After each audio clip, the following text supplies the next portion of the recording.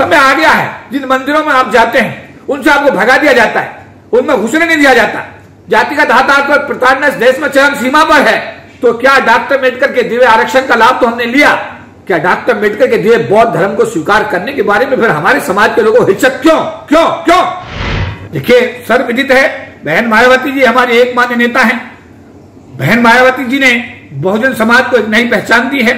Specially SC ST OBC के minorities के लोगों के लिए बहुत काम उन्होंने किया है। ये उन लोगों को जवाब है इस भारत की जातिगत व्यवस्था का, जो भारत के प्रधानमंत्री या भारत की सरकार को चलाने वाले जो लोग हैं, जो इस बात का दावा करते हैं कि भारतवाद में जातिवाद नहीं है।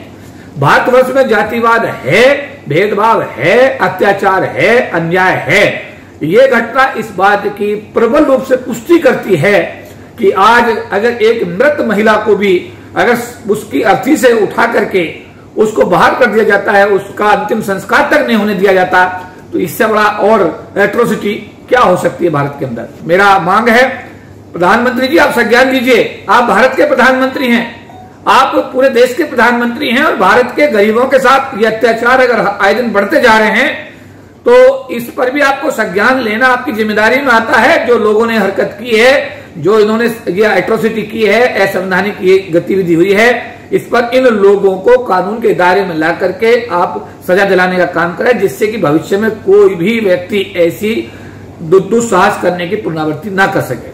बताया जाता है इसके अंदर जो नई शिक्षा नीति आ रही है, इसके अंदर आरक्षण को कहीं भी जगह नहीं है, इस पर क्या कहना चाहेंगे? देखिए, मैं तो ये कहूंगा कि मान्यवर काशीराम जी का फार्मूला आज अमली जामा पहनाने का समय आ गया है जी।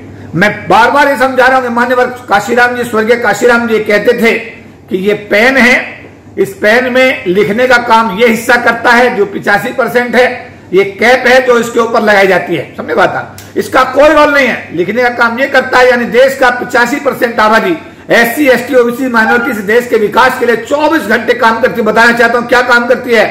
ये किसानों के खेतों में जाकर गेहूं बोती है, धान बोती है, कपास बोती है, तब जाकर के देश कृषि प्रधान बनता है। ये वो आबादी है जो घर घर में बर्तन साफ करती है, गटर में जाकर के आपके गंदगी को साफ करती है, आपके घरों में नौकर काम करती है, आपकी गाड़ी की ड्राइविंग करती है, आपके घर की सफाई करती है, आपके शहरों में आपकी बिल्डिंग बनाती है, आपके मल्टी स्टोरी आपके जो फ्लैट्स बनाती है, आपका सड़क बनाती है। ये सारा काम अगर शहरी विकास अगर देश का हुआ है तो इस देश के गरीब SC ST OBC माइनॉरिटीज के दम पर हुआ है, उनकी मेहनत से हुआ है।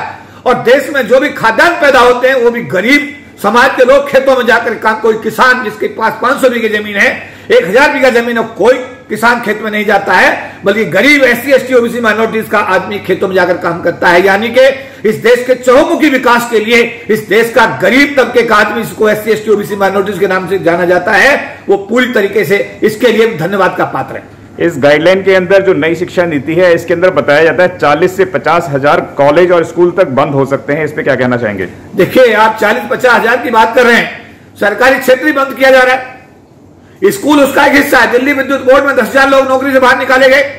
जब दिल्ली विद्युत बोर्ड का निजीकरण हुआ, 10,000 लोग नौकरी से बाहर किए गए। 10,000 में 8,000 SC ST के लोग हैं।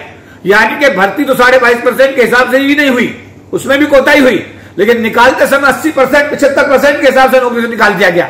रेलवे, LIC में IPO लिया है, बैंकों का निजीकरण की प्रक्रिया चल रही है, तेल कंपनियों की निजीकरण की प्रक्रिया चल रही है। मैं यहां कहना चाहता हूं कि एक समय था SC ST के लिए, जब भारत की प्रधानमंत्री इंदिरा गांधी हुआ करती थी, देश में राष्ट्रीयकरण आया, और राष्ट्रीयकरण जब आया 1969 में, तो उस समय पर ये SC ST समाज के लिए एक नई दिशा मिली।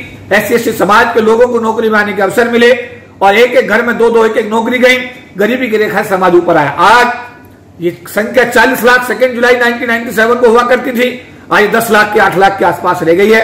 ये आने वाले समय में 10 साल के बाद ये 2 लाख के आसपास हो जाएगी, यानी बैक टू पेविलियन। मेरा अनुमान है कि जो घर हमने बनाया, मेरा तो नहीं बना, लेकिन जिन लोगों ने भी घर बनाया, आने वाले समय में जब आपका बीटेक बच्चा 90% की डिग्री लेकर सड़क पर घूमेगा, उसे रोजगार नहीं मिलेगा, तो उस घर की व्हाइट वॉश कराने की समस्या भी उस बच्चे के सामने आने वाली है। हालात बद से बदतर हैं। मेरा निवेदन है SC ST OBC माइनॉरिटीज के लोगों से, आप इकट्ठे होइए, आप जातिवाद धर्मवाद की सीमा को तोड़िए। आप सब लोग प्रताड़ित समाज के लोग हैं, आप सबको अब इकट्ठा होना पड़ेगा। जात पात की जो आपकी दीवार है उससे ऊपर आना पड़ेगा, और जब तक आप इकट्ठे नहीं होंगे बहुजन समाज के लोगों, जब तक आप मान्यवर काशीराम के फार्मूले में 85% लोग इकट्ठे नहीं होंगे, तब तक ये कैप आपके ऊपर बैठी रहेगी और कलम का काम है, लिखने का काम आप लोग करते रहेंगे। तो अब समय आ गया है निर्णय लेने का। और दूसरा, साथ साथ मैं अपने SC ST OBC समाज के लोगों को एक आह्वान और करना चाहता हूं कि डॉक्टर अम्बेडकर ने 14 अक्टूबर 1956 को बौद्ध धर्म स्वीकार करते हुए बात कही थी कि हिंदू धर्म में पैदा होना मेरे बस में नहीं था, लेकिन हिंदू रहकर मैं मरूंगा नहीं। और जब 6 दिसंबर 1956 को उनका देहावसान हुआ, उस समय वो बौद्ध बन चुके थे और बौद्ध के रूप में उनकी जो है मृत्यु हुई। समय आ गया है, जिन मंदिरों में आप जाते हैं उनसे आपको भगा दिया जाता है, उनमें घुसने नहीं दिया जाता। जातिगत हाथापाई पर प्रताड़ना इस देश में चरम सीमा पर है। तो क्या डॉक्टर अम्बेडकर के दिए आरक्षण का लाभ तो हमने लिया? क्या डॉक्टर अम्बेडकर के दिए बौद्ध धर्म को स्वीकार करने के बारे में फिर हमारे समाज के लोगों को हिचक क्यों क्यों क्यों? इस पर विचार करो। अब समय आ गया है निर्णय लेने का। बहुजन समाज के साथियों, जागो और अपने भविष्य के निर्माण के लिए अब पहल करो। उसमें एक भी आदमी कम नहीं हो सकता। इसलिए आप जो MP बनकर आ रहे हैं वो डॉक्टर अम्बेडकर के दिए 25% के आरक्षण की वजह से बनकर आ रहे हैं। आप पे डॉक्टर अम्बेडकर का कर्ज है, समाज का आप पर कर्ज है।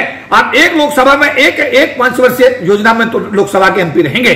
अगली बार अगर आपको पार्टी टिकट नहीं देती है तो आपको सेक्रीफाइस करना चाहिए, लेकिन इस बात का आपको ज्ञान होना चाहिए। अगर आप नहीं आएंगे, अगली बार आप ही का कोई भाई लोकसभा का MP बनेगा। लेकिन 5 साल जब तक आपको लोकसभा या विधानसभा में जाने का मौका मिले, आप बाबा साहब के नाम को लेकर के अपने समाज की आवाज को उठाइए, अपने समाज के कर्जे को उतारने का काम करिए। क्या देश के अंदर कोई ऐसी पार्टी नहीं है जो बहुजन समाज की आवाज को उठाती हो या बहुजन समाज के मिशन मूवमेंट पे काम करती हो? देखिए, सर्वविदित है, बहन मायावती जी हमारे एकमात्र नेता हैं। बहन मायावती जी ने बहुजन समाज को एक नई पहचान दी है। स्पेशली SC ST OBC के माइनॉरिटीज के लोगों के लिए बहुत काम उन्होंने किया है। और इस समाज की वो एकमात्र ऐसे नेता हैं जिन्होंने एक नया इतिहास बनाया। नोएडा के अंदर उन्होंने इतना बड़ा एक पार्क बनाया जो कि पूरे विश्व में उसको लोग देखने आते हैं। लखनऊ के अंदर अम्बेडकर पार्क अपने आप में एक नई मिसाल है। तो बहन मायावती जी ने अपने कार्यकाल में जो कार्य किए, उनके लिए उनको हमेशा याद किया जाएगा। अगर आपने अभी तक हमारा चैनल सब्सक्राइब नहीं किया है तो सब्सक्राइब करें और घंटी का बटन बिल्कुल भी दबाना ना भूलें, ताकि सभी लेटेस्ट खबरें पहुंच सकें आप पे सबसे पहले।